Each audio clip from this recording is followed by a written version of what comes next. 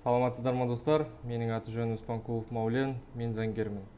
Бүгінгі видеомыздың тақырыбы осы 42500 пособиясына сұрақ-жауап туралы болады. Яғни маған осы қазіргі кезде ең көп осы сұрақтар қойылып жатқан туралы сол сұрақтарға жауап беріп кетемін. Ең алдымен достар, осы менің YouTube каналыма, Instagram парақшама тіркеліп кетіңіздер. Осы көптеген 42500-ге байланысты, сонымен қатар осы басқа да заңдарға байланысты жаңалықтарды менің YouTube каналымнан арқылы біліп жүресіздер.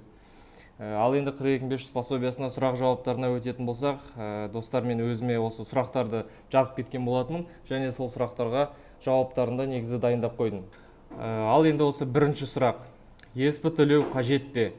Егер де сіз осы ЕСП-ны 2020 жылы хотя бы бір айында төлеген болсаңыз, осы заявканы тастасаңыз, сізге осы 42500 теңге тағайындалады.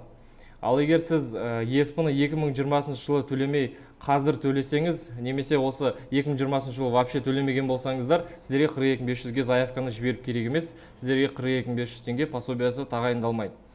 Екінші сұраққа көшейік. Егер сіздерде осы ИП-ларыңыз бар адамдарға осы беріле ма? Егер де сіздерде осы ИП болған жағдайда, осы июль айында карантинға байланысты табысыңызды жоғалтсаңыз, 42500 теңге сіздерге тағайындалады. Ал егер айтып кететін жағдай тағы да бір осы: егер де сіздерде осы ИП-іңіз болып, чектарыңызды пробивать етіп жүріп, заявканы қалдырсаңыздар, сіздерге осы 42500 теңге төленбейді. Үшінші сұрақ: осы ИП ТО-да жұмыс жасайтындарға, яғни осы найымды жұмыс істейді біреуге, осы трудовой еңбек немесе еңбек шарты бойынша немесе ГПХ-мен жұмыс істейтін адамдарға 42500 теңге осы беріле ма? Егер де сіздерді осы отпуск без содержания, яғни осы ақысыз демалысқа жұмыстан жіберген жағдайда, сіздерге 42500 теңге тағайындалады. Бірақ айтып кететін жағдай тағы да, бұндай жағдайда сіздердің атыңыздан сіздің жұмыс берушіңіз заявканы компанияның атынан негізі жіберу керек. Өздеріңіздің атыңыздан берсеңіз 42500 теңгені отказ келіп, сіздерге бір сөзбен айтқанда отказ келеді. Сонымен қатар, төртінші сұрақ: ЕСП-ны кім 2020 жылы төледі? Соларға қазіргі таңда СМС-тер келіп жатыр негізі. СМС келген жағында сіздер негізі бір сан сол СМС-қа осы жауап ретінде жазып жіберсеңіздер, сіздерге осы 42500 теңгесі осы тағайындалады.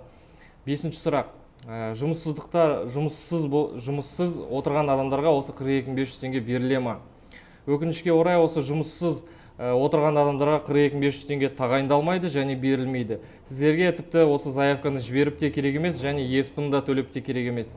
Осы жұмыссыз отырған адамдарға байланысты пособияны қалай алу керек екендігін мен өзімнің YouTube каналымда негізі видео салып қойғам. Сол видеоны көріп, жұмыссыздыққа байланысты пособияны қалай алу керек екендігін көрсеңіздер болады. Алтыншы сұрақ: студенттер пособия ала ма? Егер де студент оқып жүріп, сонымен қатар осы ИП-сы бар болса, яғни осы предприниматель болып жұмыс істесе, немесе осы еңбек шарты бойынша бір компанияларда, ИП-ларда жұмыс істесе, бұндай студенттерге 42500 теңге тағайындалады. Ал егер сіздер студент болып және жай ғана оқып, ешқай жерде жұмыс істемесеңіз, яғни осы табысыңызды жоғалтпасаңыз, ондай студенттерде негізі табыс та болмайды, шыны керек. Ондай студенттерге негізі 42500 теңге тағайындалмайды және төленбейді. Жетінші сұрақ: декретте отырған аналар ала ма?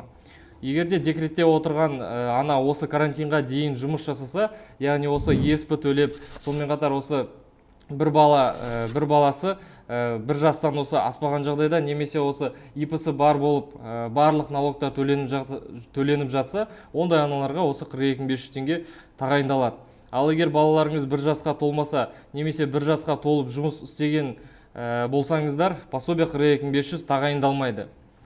Сонымен қатар, 8-ші сұрақ: егер де ИП-іңіз болып, шынымен табысыңызды жоғалтсаңыз, және соған байланысты сіздерге отказ келсе, сіздер негізі уайымдамаңыздар. Бұндай жағдайда табысыңызды жоғалтқан туралы барлық документтерді жинап, сіздер негізі осы штабқа өткізуіңіз керек. Штаб дегеніміз сіздің осы 42500 теңгені тағайындала ма, тағайындалмай ма, осы тексеретін осы мекеме болып табылады. Ол штаб әр қалада негізі бар, және әр қалада ол әртүрлі орналасқан. Яғни кейбір штабтар осы акиматтарда болады, немесе кейбіреулері осы центр занятостьда болады. Сіздер негізі бұл туралы толық ақпараттардың барлығын осы 1414-ке звондап, сол жерден білсеңіздер болады. Ал енді осы 9-ші сұраққа өтейік. Инвалидтерге немесе пенсионерлерге пособия төлене ма?